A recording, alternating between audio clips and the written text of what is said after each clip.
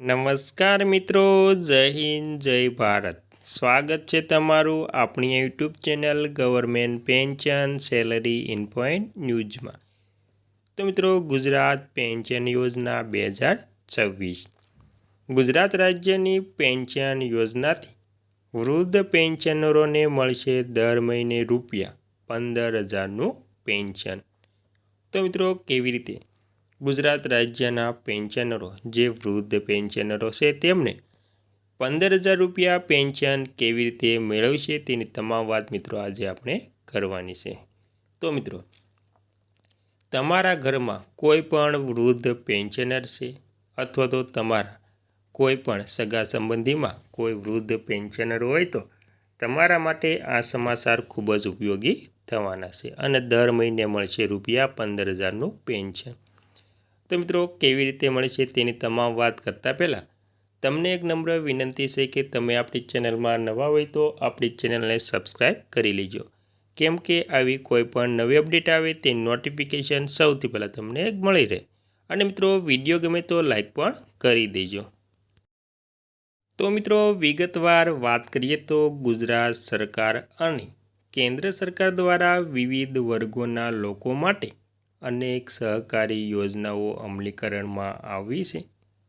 મહિલાઓ, બાળકો અને ખાસ કરીને વૃદ્ધો માટે વિવિધ યોજનાઓ અંતર્ગત સહાય આપવામાં આવતી હોય છે મિત્રો. અને મિત્રો, ત્યારબાદ નિરાધાર વૃદ્ધ પેન્શન યોજના. વૃદ્ધ પેન્શન સહાય યોજના પણ આવી જ એક સહકારી યોજના છે. વૃદ્ધોને સહાય મળે તેવી ઘણી યોજનાઓ અંતર્ગત સહાય આપવામાં આવતી હોય છે. આજે આપણે ઇન્દિરા ગાંધી રાષ્ટ્રીય વૃદ્ધ પેન્શન યોજના અને નિરાધાર વૃદ્ધ પેન્શન સહાય યોજનામાં કઈ રીતે સહાય આપવામાં આવે છે તેની તમામ માહિતી મેળવીશું મિત્રો. અને મિત્રો, ત્યારબાદ કોને લાભ મળી શકે? તો મિત્રો, 60 વર્ષ કે તેથી વધુ ઉંમરનાને નિરાધાર વૃદ્ધ, ત્યારબાદ 21 કે તેથી વૃદ્ધ વર્ષોને જે પુત્ર ન હોય તેમને, ત્યારબાદ મિત્રો અશક્ત દિવ્યાંગ વ્યક્તિના કિસ્સામાં 75%થી વધારે દિવ્યાંગતા હોય અને 45 કે તેથી વધુ ઉંમરની મર્યાદા હોવી જોઈએ મિત્રો. ત્યારબાદ મિત્રો, પુત્ર માનસિક અસ્થિર હોય કે કેન્સર, ટીબી જેવી ગંભીર માંદગીથી પીડાતા હોય તો તેવા વૃદ્ધોને પણ અરજી કરી શકશે. ત્યારબાદ મિત્રો, અરજદારની વાર્ષિક આવક ગ્રામ્ય વિસ્તારમાં ₹1,20,000 અને શહેરી વિસ્તારમાં ₹1,50,000થી વધુ ન હોવી જોઈએ. ત્યારબાદ મિત્રો, ઓછામાં ઓછા 10 વર્ષથી ગુજરાતમાં કાયમી વસવાટ કરતા હોવા જોઈએ. ત્યારબાદ મિત્રો, 60થી વધુ વય ધરાવનારા દંપતી બંને મળે છે મિત્રો. અને મિત્રો, અરજી આપવાનું સ્થળ સંબંધિત જિલ્લા તાલુકાના જનસેવા કેન્દ્ર, મામલતદાર કચેરી, ગ્રામ્ય કક્ષાએ ગ્રામ્ય પંચાયતથી ઓનલાઈન અરજી કરી શકાય છે. તેની વેબસાઇટ છે મિત્રો www.digitalgujarat.government.in મિત્રો. ત્યારબાદ મિત્રો, અરજીપત્રક સાથે જોડવાના દસ્તાવેજો, તેમાં ઉંમરનું પ્રમાણપત્ર, શાળા છોડ્યાનું પ્રમાણપત્ર, ડૉક્ટરશ્રી દ્વારા આપવામાં આવેલ વય પ્રમાણપત્ર.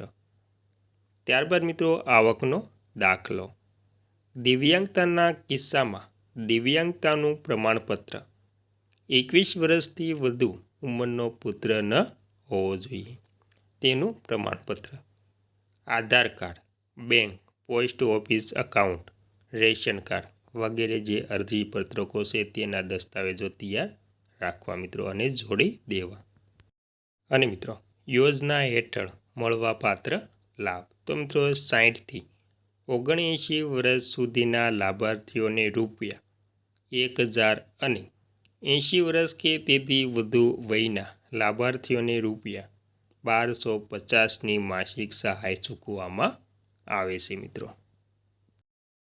અને મિત્રો સહાયની ચૂકવણી ડીબીટી દ્વારા લાભાર્થીના પોસ્ટ અથવા તો બેંક એકાઉન્ટમાં ચૂકવવામાં આવે છે. ત્યારબાદ મિત્રો અરજીપત્રક ક્યાંથી મળે છે? તો મિત્રો જિલ્લા કલેક્ટર કચેરી, મામલતદાર કચેરી અથવા તો અરજીપત્રક વિના મૂલ્યે મેળવી શકાય છે. ગ્રામ્ય કક્ષાએ વીસી ગ્રામ પંચાયતથી અરજી ઓનલાઈન કરી પણ શકાય છે. નીચે દર્શાવેલ લિંક પરથી પણ ફોર્મ ડાઉનલોડ કરી શકાય છે. તો મિત્રો આ વેબસાઇટ પરથી તેનું ફોર્મ ડાઉનલોડ કરી શકાય છે. ત્યારબાદ મિત્રો મંજૂર નામંજૂર કરવાની સત્તા મામલતદારને સોંપવામાં આવે છે મિત્રો. અને મિત્રો છેલ્લે જોઈ લઈશું કે યોજનાનું અમલીકરણ. તો મિત્રો સંબંધિત મામલતદાર કચેરી અરજી નામંજૂર થતાં અપીલ અરજી અંગે.